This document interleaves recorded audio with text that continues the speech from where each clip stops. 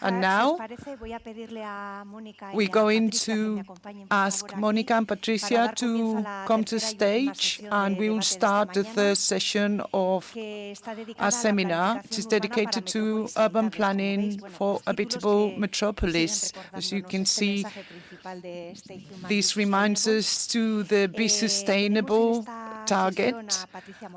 We have Patricia Molina, she's Director of the Environment and City Area of Tecnalia, and Monica Magnussen is responsible for international area and project management of Copenhagen, who we're going to welcome in a minute when she gets the microphone.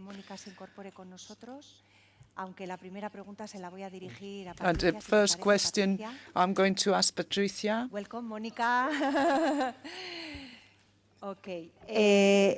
Patricia, Patricia from Tecnalia, you're promoting a lot of projects which are to link sustainability and urban planning. Could you share some of these projects which you believe that are, well, most strategic and innovative vis-a-vis that challenge? Sorry, she doesn't have a microphone. We can't hear her. Okay. I didn't realize that Patricia didn't have a microphone. Okay, let's just wait a few seconds so that, because of the order of the presentations, because I think they're already downloaded on the screen. Okay, and we will commence. Can you hear me now? Yes, we can hear her now. Well, okay. Let's see whether your presentation has been downloaded. Unless Murphy's Law reigns. Thank you very much for for inviting us. It's a pleasure and an honor to be here. Very interested in everything I've heard beforehand, and if the presentation is prepared, yes, there it is. First of all, to share what Tecnalia is for you, for those of you who don't know who we are. Tecnalia is a private, non-profit foundation. We're the biggest applied research center and technological development in Spain, and we're part of the Basque Research and Technology Alliance. Our vision is to transform research, technological research, into prosperity and be actors for the transformation of businesses and society as a whole, to help adapt to these challenges and changes that are accelerating, that we have to confront faster and faster. Our fields of actions are in line with the Sustainable Development Goals, and we are working in energy transition and urban ecosystem, circular economy, sustainable mobility, intelligent, smart manufacturing, personalized health, and digital transformation. We are also the first private organization participation in the framework project of R&D and I in Europe, and we are the number 13 organization within the 3,600 organizations that exist in Europe. Therefore, our positioning is quite high. The area which is city, territory, and the environment is focused upon working with the public as well as private organizations accompanying cities and territories to confront all of these environmental, social, and economic challenges using technology, data, and innovation, above all to improve decision-making vis-a-vis planning in urban models and urban management on a day-to-day. How do we use technology in urban planning and management? We use it to address the complex fact of what a city is. City is multidimensional, and therefore we need an integrated approach, because a city is made up by buildings, public spaces, but also made up of economic activities. It has historical layers. It is the product of the cultures that have inhabited it, and it's a reflection of those societies that have integrated it. And we have to understand all of this, and we have to understand it's a pace that supports life that is transforming. And therefore, we have to understand it within a multi-dimensional concept. And it's a space which is multi-scalar, because we work from buildings, the housing, the neighborhoods, the understood of the urban model as a whole, and it's linked to the territory and at a regional scale. We shouldn't shouldn't forget that these are different scales, and these are interrelated. And then the cities and territories are multi-agent decisions in the times we're living in. Decisions are made between, obviously, within the competencies of the public sector, but also bearing in mind the private sectors with citizens. And all of this brings about very complex decision-making processes we have to integrate, and technology helps us in that complex decision-making process. How can it help us? Well, the way that we had not too long ago, making decisions based upon static analysis of fixed snapshots, now thanks to data and the systems, computing systems, dynamic, predictive, and prescriptive analyses. In that cycle, planning cycle, which goes from analysis, diagnosis, generating a vision, executing plans and programs, and the culture of evaluation and correction, where we incorporate technologies that are available and that perhaps on the day-to-day of processes and decision-making in planning, urban planning and management have not been fully implemented. From all of these multiple sources of data that we have censored, for example, countries that we use census for cities. Why do we need that data to see what diagnoses we have to go, and how do we make models? What scenarios do we set up? How do we measure the impacts to understand what are the best decisions to make? And for example, artificial intelligence can play a very important role, but we have to understand how we design those algorithms in order to respond to what relevant questions. The same as with execution, which helps us to visualize how we advance in the decision-making process and how we correct certain decisions that have already been made. And therefore, we encapsulate this within the digital twin of the city, the local digital twin, which helps us in two directions, that is, to incorporate a diverse range of sources of data, and a virtual twin to measure impacts before generating actions in the city itself. And in turn, in two directions, bidirectionally, we can act upon elements in the city. The first of these, most evident, is mobility.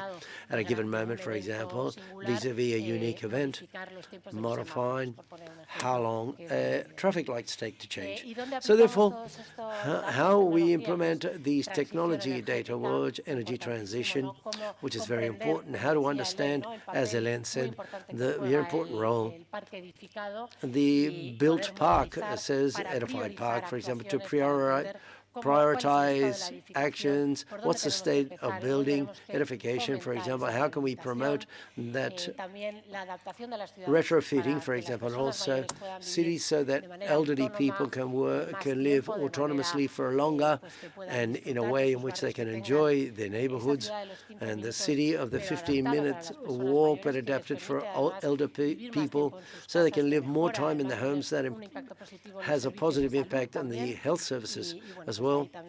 And we can incorporate data here, for example, vis-a-vis urban accessibility for infrastructures. And the important thing is cities such as Bilbao or Santander, in this case where we have lifts or ramps or staircases, if one breaks down, that could change the day-to-day of an elder person that have to walk down to the outpatient clinic. So therefore, we have to make this available to citizens so that they can actively use their city, and also connect data of urban technology. We've done this with 𝐏𝐚𝐭𝐫𝐢𝐜𝐚, for example, to see the connection between the network of infrastructures and the buildings that it provides services to and the people that live in those buildings.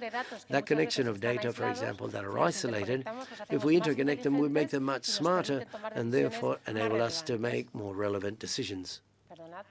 Excuse me, but issues such as, well, historical heritage shows where we have an accumulation of people in tourist areas, and to help us to redirect to stop the saturation of heritage sites, as we did in Ávila. Another very important issue, adaptation to climate change that we talked about today, and the importance of the multi-scalar planning. Here we're working with many actors in the Basque Country in the Urban Climate 2050, and where climate scenarios at a regional level, we're also working with municipalities to understand their vulnerability and the exposure to risk for each of these municipalities, and they can incorporate them in the decision-making process. And down going into detail with local studies, for example, the effect of the urban heat island, for example.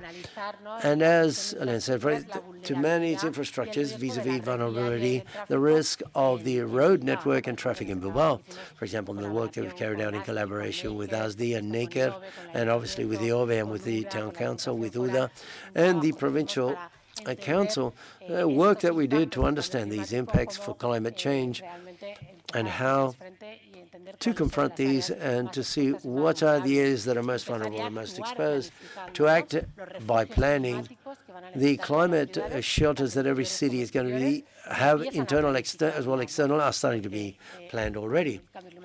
Because climate change is a fact, it's here. What happens with vulnerable people that at home do not have the comfort conditions that are required? They need climate shelters at times of high temperatures. We've worked with thermal stress and solutions based upon nature, for example, in 𝐏𝐚𝐭𝐫𝐢𝐜𝐚 We've worked with the City Council and the OVE and creating models and redesign that is required to provide the details to how the different scenarios address that effectiveness in the different climate scenarios that are foreseen. The same in María Díaz de Haro, renaturalization of an important street in Bilbao, and with our thermal effectiveness studies to see the present situation as well as the projected situation, how we can measure the impact in nature and how it's going to be in the future climate scenario, that impact is going to have in the future climate scenario. These are brushstrokes of the work that we carry out. Okay, thank you very much, Patricia. Big round of applause for her. Y ahora, si os parece, vamos. Okay, and if you deem Copenhagen now, so let's listen. Monica, the first question I will ask you has to do with the law of climate law that Denmark, the country, has promoted, and that you were talking to me, you told me yesterday there's the ambition of the city, for example, is not only happy with what that climate law or act proposes, but the city itself has, if I'm not mistaken, addressed more ambitious challenges. Could you tell us, please? I guess it's me now. So I also like to stand up like you. So thank you very much for inviting me. I'm extremely happy to be here in Basque Country for the second time for me. So it's very good to be back. I thought I would come here and see spring in Bilbao, and I came and I saw summer in Bilbao. And I just had to check, it was still March. Of course, then it's a good topic to talk about climate, right? When you have a heat wave and you're still in March. Just for those of you who are not completely familiar with Copenhagen, or København, as we say in Danish, because I know that we are doing a lot of languages here tonight. It's the capital of Denmark, and we have roughly about 650,000 inhabitants in the municipality of Copenhagen, and the metropolitan area is about 1.4 million. So I think we're pretty comparable to the Bilbao region, yeah, something like that. We are, in contrast to Wales, a very young place, a very young city. We have an average age of only 36, which means that a lot of babies are being born in Copenhagen. And we have one of the dilemmas from the built environment that 𝐏𝐚𝐿 talked about, is that how do we keep prices low without having just to keep building and building and building. So I always think that when it comes to talking about urban planning, climate planning, it's always the dilemmas, the space of the city. How do we utilize the space, and how do we make sure we do it in a sustainable manner that's good for human living, like your topic of today. So I can see these were my old slides. I will skip them. You can just get to see this. We can swim in our harbor. So this is always a nice picture, but I will talk about climate planning now instead. So Actually, we have been much more ambitious in Copenhagen than Denmark has. Like your question was. And back in 2009, Copenhagen hosted what was then the COP15. Back then I worked for the Ministry of Foreign Affairs, so I was working on national level, and we sat out at the International Conference Hall, and we had 126 head of states in the building at the same time. So you can imagine the security, Iran and Russia and America all together. And what that COP was most famous for was that it was a disaster. We had to get to Paris before we got an agreement, and to Glasgow before we looked at the industry and so on. But something good came out of it that I didn't know working on national level. That was at City Hall. Copenhagen had invited other city leaders to see what can we actually do on city level. And that's when Copenhagen's first climate plan was born. And we actually have the target, maybe you can see it, to be climate neutral already in 2025. And here is the cliffhanger and the problem. We won't make it. And we just realized this year we won't make it. The reason why I'm not extremely sad standing on a stage saying this is that the climate plan has still mattered so much. Had we not set this extremely ambitious target, not knowing how we would get there, we wouldn't have gotten nearly where we are today. So right now, I think we will make about 80% of the way. And I'll talk to you a little bit about how we're working and how we're looking forward to the next climate plan, which has just been decided upon with the last budget negotiations, that we work towards 2035 for the next one. So the current climate plan has 4 pillars. And energy production has by far been the biggest one during these past 10 years. However, it's still extremely important to look at the other 3. And I will explain to you a little bit about that. But as you saw, these 4 pillars are missing some things. The elephant in the room, so to speak. We've been so focused on changing the way we produce energy that we haven't looked into consumer-based emissions or Scope 3 emissions in this current climate plan. So we're looking to make up for that in 2035, but how do you do that?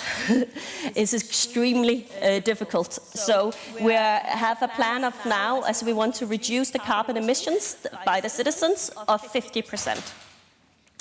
And here, of course, we as cities all need to look at this, and we need to see how are we calculating this? Which tools do we have as a city to operate on citizens' choices? What can we do when it comes to, as we call it, FOMO, food, mobility and housing?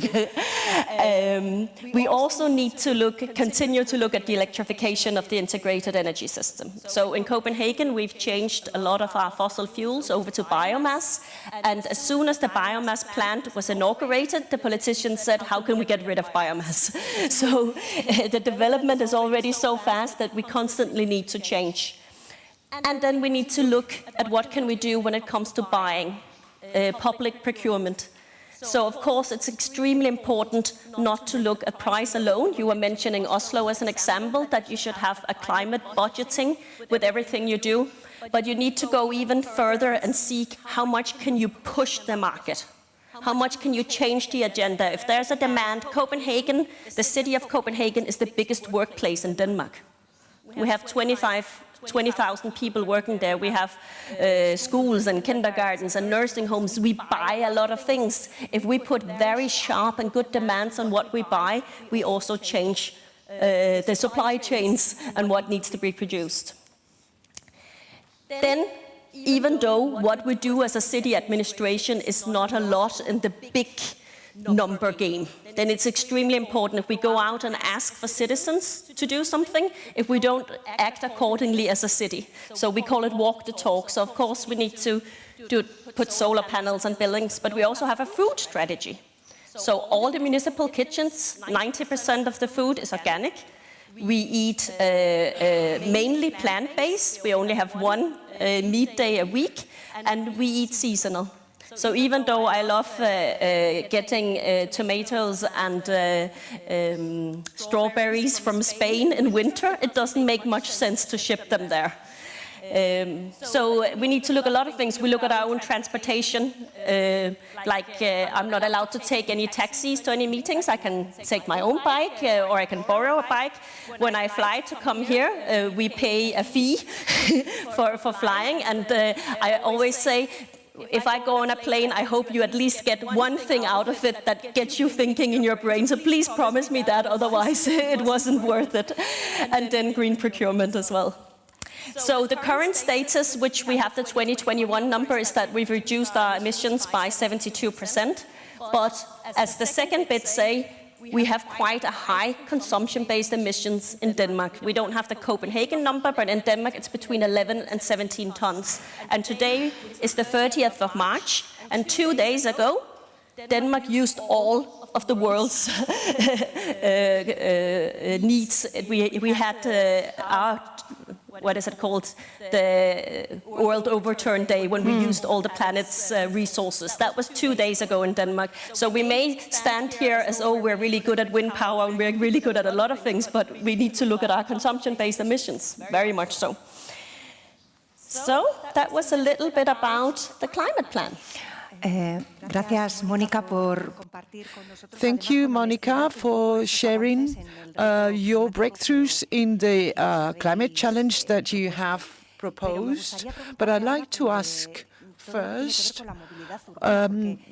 about urban mobility, as Copenhagen is a world leader in this, is to do with mobility. I would like you to, I don't know if your presentation had a slide that was very revealing to me, which were people on a bike on a snowy day, not just rain, because obviously we do have a cultural excuse not to use the bike, which is we thought our weather was terrible with the rain. But seeing your slide, I think we don't have an excuse. That's one question. And the other question is, I'd like to ask you, when do you think our paths as cities came apart? Because not many decades ago, European cities were at the same point as Copenhagen was, but Copenhagen decided to go down a route that today is a vision revealing for all of us. Can you tell us? Mobility. And also saying nice things. I don't have translation. I don't have it when we have okay. Yeah. Okay. But you looked smiley, and I think it was good things. So there we go. So we also have some goals here that runs until 2025. So this is an interesting time. All our goals are nearly expiring, so it's time to make new ones. But we want 75% of all trips to be done by foot, bike, or public transportation, and 50% of all trips to school, work, education, etc., to be done by bicycle. There we go. So in order to even think about public transport, of course, that public transport has to be green. So we have a new metro and buses and harbour buses running on biogas and electricity. Current status is that 57% of the city buses are electric. And this has been part of reducing the air pollution in Copenhagen quite drastically, and by 85% since 2008. But, of course, Copenhagen is very famous for one thing, and it's the cycling. And I promised 𝐏𝐚𝐿𝐢 there would be one where we also cycle in winter. Because normally when you give these presentations, it's always summer and nice, and people are smiling. But this was Copenhagen last Tuesday, actually. There was we had a snowstorm. So give you a few numbers here. Where shall we start? So we cycle 1.4 million kilometers in Copenhagen every day.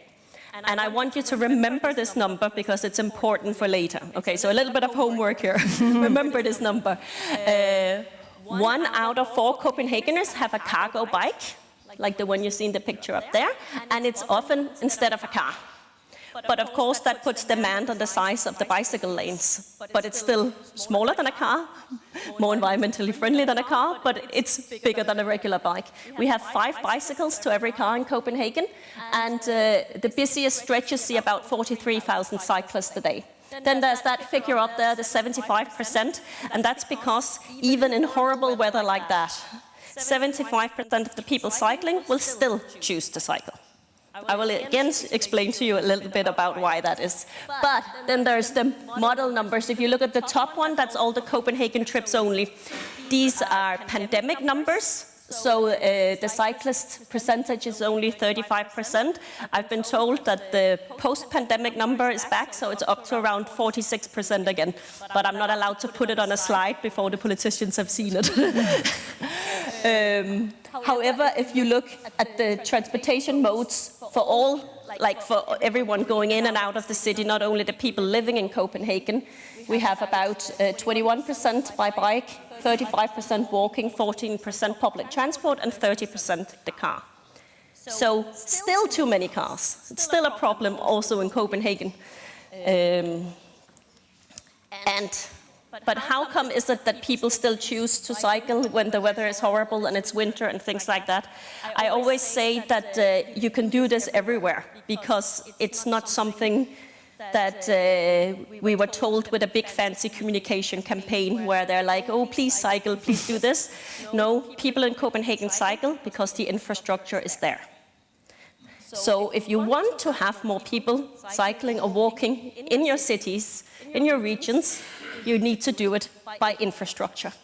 So if it's fast and safe, like I won't let my kids cycle to school if I'm worried that it won't be safe, right?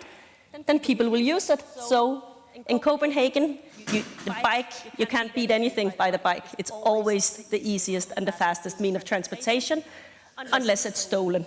And that happens in Copenhagen too. So I think, can you start it from there? Just to show you rush hour traffic in Copenhagen on the bicycle lane.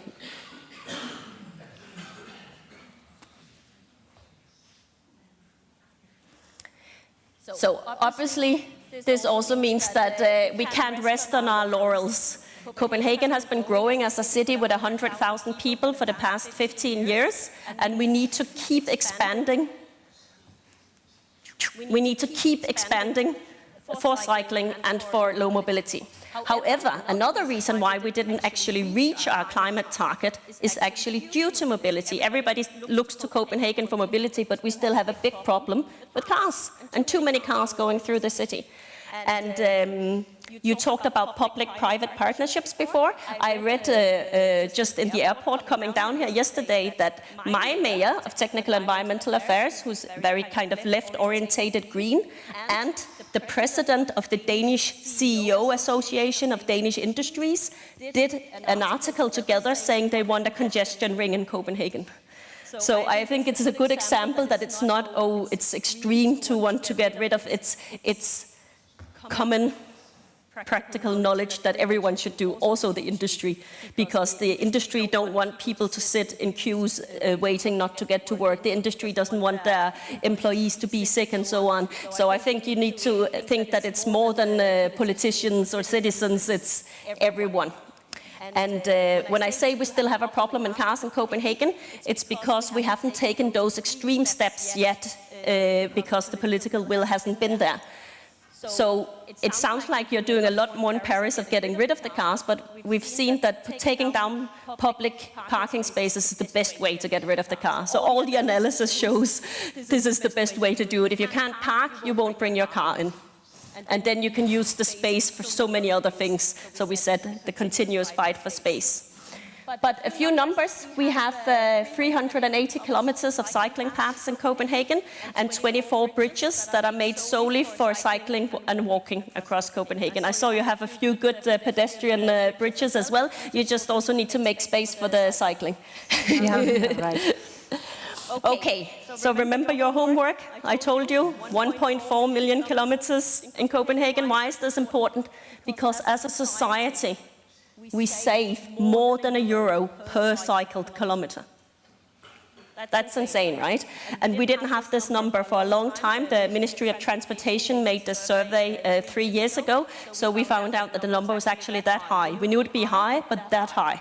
And there's a lot of factors counting into this. First of all, bicycle infrastructure is cheaper to build and maintain than car infrastructure. So the simple hardware of things.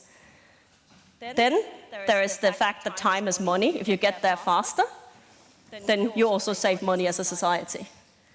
Then there's the fact that every time an employee replaces the car with the bike, they get fewer average sick days a year. So you are healthier, which leads to a general better health. So you can save on your health cost by having people cycling, right? And this is one of my favorite bits down here. But not only is it good for the kind of city you want and for your health and for the cost, but you have a better physical well-being, mental surplus, and social contact. So why is that? It's because when you're walking or you're cycling in a city, you meet eyes, you meet people. They smile back at you. You feel connected to where you are. You do feel less likely to commit crimes. You feel part of the city. So by having a city that promotes soft mobility, you also have a city that promotes mental surplus in people. We all know it from the pandemic, right, when we were behind the screens and our tempers were low. So it's a win-win-win from investing, and of course then it's also a win for our climate, which we desperately have to do something about. Yeah? Okay. Thank you, Monica. I'm going to ask you. Thank you very much, Monica. Tenemos ahora. Okay, we've got a few minutes for the discussion. Okay. So I will ask then in English, if it's okay. So you've both mentioned some infrastructural projects that have an effect in soft issues. You were mentioning about how to measure that an escalator was broken to help people, older people, to get to the places they need to, and you were mentioning about how necessary infrastructures are to allow bicycles to run and the effect of contact vision between people. Are there many other examples of how infrastructure can help to humanize cities in one way or another? Patricia, can you share any, in Spanish, any example? yes, I think the one that you've highlighted is critical, and sometimes we don't realize to what extent the physical infrastructure truly conditions the possibility of the encounter or the use of the city. For example, the issue of accessibility infrastructure is quite clear. An elderly person depends in a city which has a complex accessibilities for their daily activities, depending upon the infrastructure, and it requires and needs to know the data, but not only infrastructures, hard type infrastructures, but if we're thinking about the use of the city in summer, the shadow of trees can determine whether we choose one route or another route in the city. And in very sunny cities, undoubtedly this is quite clear. But the issue of mobility that Monica mentioned is also quite obvious. That is, the space, that the square meters we dedicate in public spaces on a street for one type of mobility or different types of users deeply determines the use that is given to them. For example, in Bilbao, we saw this during the pandemic with the change of the parking spaces to the terraces, which also had quite a lot of controversy.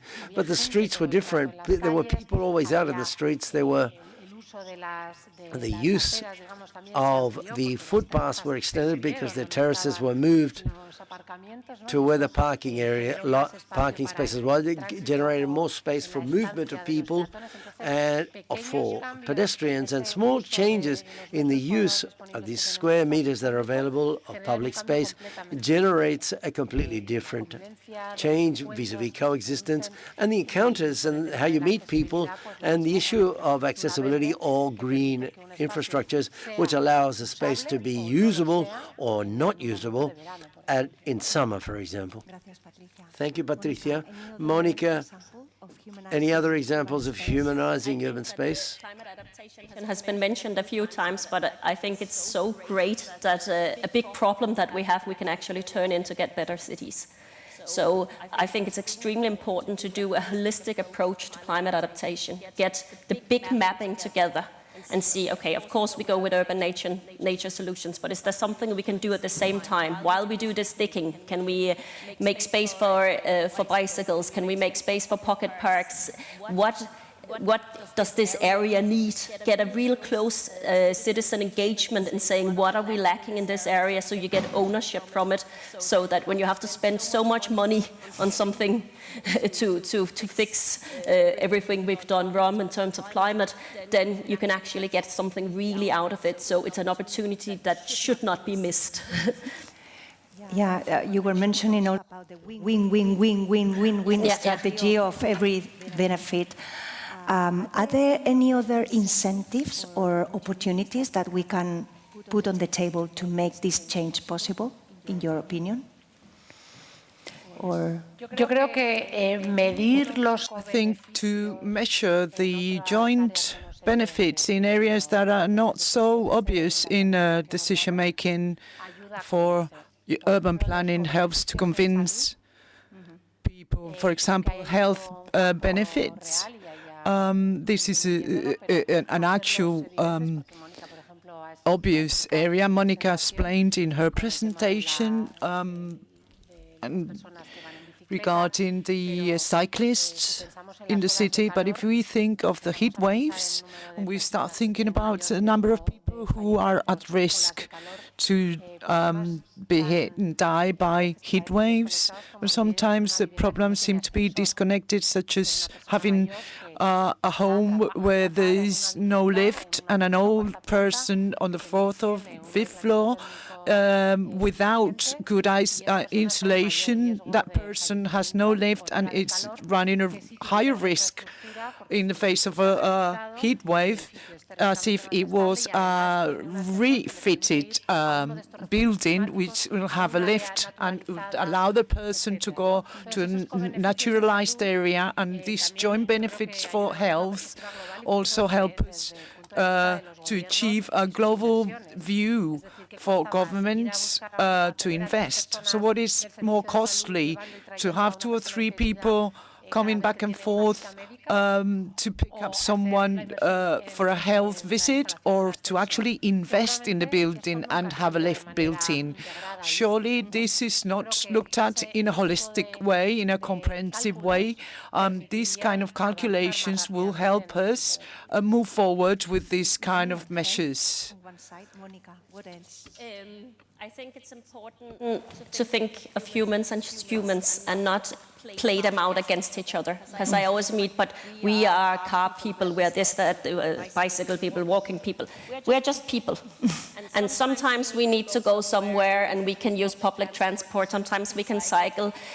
But do we need to have our own of everything? Maybe we can, if we only use the car once a week, we can share a car. Do we need our own summer house always? Maybe we can share a summer house. You were saying about all the vacant places, and still we're building and building. Maybe we don't need 3 bedrooms when our kids have left home. Maybe we can live smaller and have shared community spaces. So I think starting to think about different ways to live that is not denying a good quality of life at the same time. Yeah. Okay, to finish with, I'm going to ask you again in this session a last sentence or advice on how to go to action, from theory to action. Just one single sentence of what do we need next. Patricia, you want to? Pues yo creo que como sociedad. I think that as a society, also as Helen said, we have to become aware of the crisis, the climate crisis, because this is the most important challenge, and it was going to take us to the transformation we were talking about. We were in Environment Congress the other day, and a person who was part of the Assembly for Climate, they were selected randomly, and this person had become aware of the situation we face and of the urgency, the actual urgency for action. And this, every time, at every opportunity we have, we need to disseminate this, we need to explain this, we need to explain the impact of using plastic bottles in an event, and the time is now, and we don't have much time. Thank you. Be brave. That's it. The final one. Final word.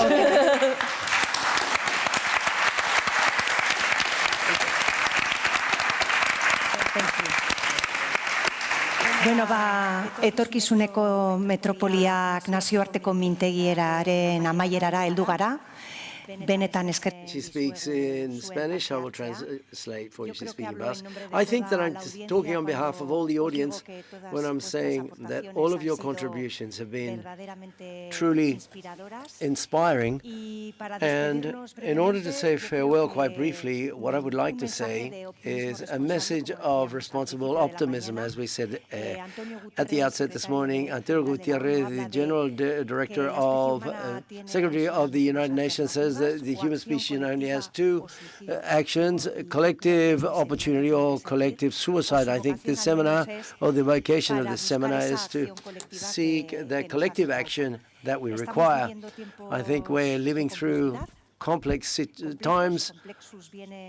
Complexes comes from weaving and interconnecting together, and I believe that this international presence and these shared challenges makes that close complexity is present. That's our will and that's our option. And we are Metropolis. Thank you very much, and enjoy the rest of your day. Thank you very much.